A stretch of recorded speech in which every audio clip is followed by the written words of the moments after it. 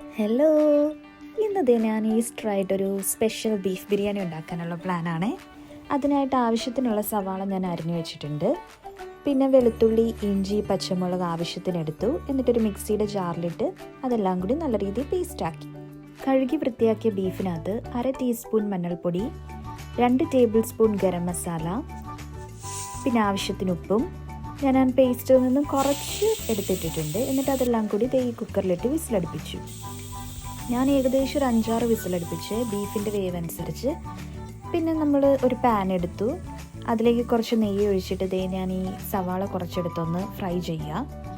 പിന്നെ ഇനി അടുത്ത ചോറുണ്ടാക്കാനായിട്ട് പോവാണ്. അതിനു മുമ്പ് ഞാൻ അരി സോക്ക് ചെയ്ത് വെച്ചിരുന്നു. പിന്നെ ഞാൻ ഈ അരിക്ക് എടുക്കുന്നത് 1 കപ്പ് അരിക്ക് 1.5 കപ്പ് വെള്ളം എന്ന രീതിയിലുള്ള കണക്കാണ്. നല്ലപോലെ തിളച്ച വെള്ളത്തിനകത്താണ് ഈ അരി ഇട്ടത്. എന്നിട്ട് അരി ഇട്ട ശേഷം അത് ലോ ഫ്ലെയിമിലാക്കിയിട്ട് വേവിക്കണം.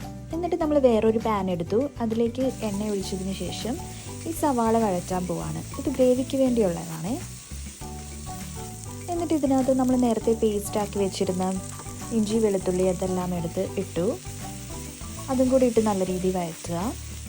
ഞാൻ കുറച്ച് തക്കാളി അരിഞ്ഞു വെച്ചു. എന്നിട്ട് ആ തക്കാളിയും കൂടി ഇട്ടൊന്ന് വഴറ്റുക. അതിനുശേഷം ജസ്റ്റ് ഒന്ന് മൂടി വയ്ക്കുക, കാരണം തക്കാളി ഒന്ന് ഉടഞ്ഞു വരാൻ വേണ്ടിയാണ്. തക്കാളിയൊക്കെ നല്ല രീതിയിൽ ഉടഞ്ഞിട്ടുണ്ട്. ഇനി ആവശ്യത്തിനുള്ള ഗരം മസാല, അതായത് ഞാൻ 2 ടേബിൾ സ്പൂൺ ഇട്ടു. പിന്നെ അതേപോലെ 1 ടീസ്പൂൺ കുരുമുളക് പൊടിയും കൂടി ഇട്ട് ഞാനൊന്ന് വഴറ്റിയെടുത്തു.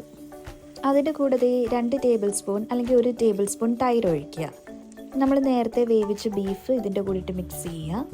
പിന്നെ വെന്ത റൈസ് ഇതിനകത്തോട്ട് ഇടുക. അതിൻ്റെ കൂടെ ഞാൻ ഫ്രൈ ചെയ്ത് വെച്ച സവാളയും ഉണക്കമുന്തിരിയും പിന്നെ കാഷ്യൂ നട്ട്സും മല്ലിയിലയും എല്ലാം കൂടി ഇതേപോലെ ഞാനൊന്ന് ഡെക്കറേറ്റ് ചെയ്തിട്ടുണ്ട്.